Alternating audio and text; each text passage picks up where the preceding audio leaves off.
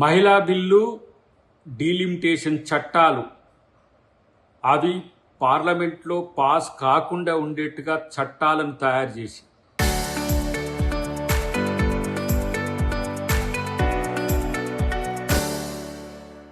రాజ్యాంగ వ్యతిరేకంగా తయారు చేసి ఈ ఎన్నికల్లో లబ్ధి పొంది వచ్చే ఎన్నికల్లో రాజకీయ లబ్ధి కోసం చేసిన ప్రయత్నాన్ని ఈరోజు కాంగ్రెస్ పార్టీ కానీ ఇండియా కూటమి కానీ వ్యతిరేకించింది. మహిళా బిల్లు శాస్త్రీయంగా ఉండాలంటే 2027 జనాభా లెక్కల ప్రకారం ఉన్న పద్ధతిలో శాస్త్రీయంగా చేయమంటే దానికి లెక్కలేదు. డీలిమిటేషన్ కూడా ఈరోజు దక్షిణాదికి ఉత్తరాదికి ప్యారిటీస్ పెరుగుతున్నాయంటే దానికి లెక్కలేదు. మేము ఒక చట్టం చేస్తాం, మీరు చచ్చినట్టు ఒప్పుకోండి, ఒప్పుకోకపోతే మీరు దేశ వ్యతిరేకులను చిత్రీకరించడానికి ఒక ప్రయత్నం చేసిన పరిస్థితుల్లో ఇవాళ మహిళా బిల్లుకు నష్టం జరిగినట్టుగా ప్రచారం చేసుకుంటున్నారు వాళ్ళు. కానీ మహిళలకు నష్టం ఏం జరగదు. 2023లో బిల్లు చేసిండ్రు, 2024 ఎన్నికల్లో దాన్ని అమలు పరచాలి, చేయలేదు. ఇప్పుడు కూడా బిల్లు చేయాలనే ఉద్దేశంతో పార్లమెంట్లో పెట్టలేదు. ఇప్పుడు ఈ 5 రాష్ట్రాల ఎన్నికల కోసం ఈ బిల్లును పెట్టిండ్రు. రేపు మళ్ళీ 2029కి కూడా దీన్ని సాధ్యం కాని దిశగా తీసుకుపోతున్నప్పటికీ కూడా ప్రతిపక్షంగా మేము నిలదీస్తాం, ప్రశ్నిస్తాం.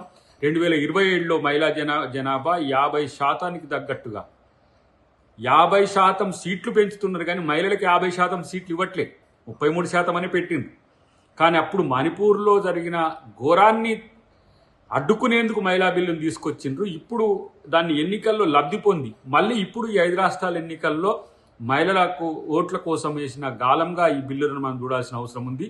ఈ బిల్లు పాస్ కాదు, మేము అనుకున్న తీరుగా ఈ బిల్లు లేదు, రాజ్యాంగబద్ధంగా లేదని ఎంత చెప్పినా ఉద్దేశపూర్వకంగానే ఆ బిల్లును పెట్టి దాన్ని ఫెయిల్ చేసి కాంగ్రెస్ పార్టీ ఫెయిల్ చేసి చెప్పే ఒక ప్రయత్నం చేస్తున్నారు.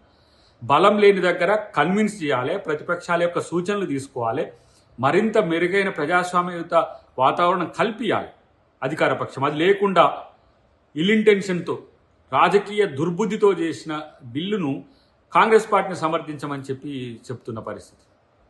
మేమంటున్నాం ఇక 50% అనేది ఎందుకు పెట్టలే, 33% ఎవరు పెట్టమన్నారు. దాన్ని కూడా డీలిమిటేషన్ బిల్లుతోని, డీలిమిటేషన్ అశాస్త్రీయంగా 2011 లెక్కల ప్రకారం తీసుకుంటే 2026లో ఉన్నాం మనం. అంటే 15 సంవత్సరాల తర్వాత ఉన్న జనాభాతో వాళ్ళు తీసుకుని అశాస్త్రీయంగా చేస్తున్న పరిస్థితుల్లో మహిళలకు నష్టం జరగబోతున్నది, దక్షిణాదికి నష్టం జరగబోతున్నది.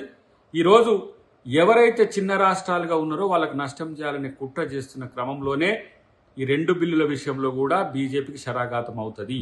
కానీ వాళ్ళు దీంతో ఏదో మేము సాధించబోతున్నాం, దీన్ని కాంగ్రెస్ అడ్డుకుంటుంది అని చెప్పి ఒక ప్రయత్నం చేస్తున్నారు. ఇది తప్పు.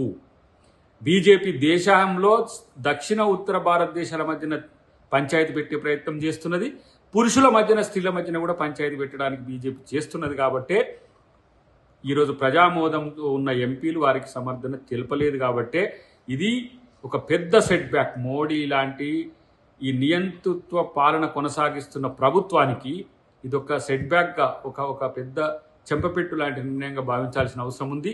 ఇది కాంగ్రెస్ పార్టీ చేస్తున్న వ్యతిరేకత అని చెప్పే ప్రయత్నం కనుక చేస్తే అది మహిళలకు, ఈ దేశంలో ఉన్న ప్రజలకు మోసం చేస్తుందని చెప్పి నేను తెలియజేస్తాను.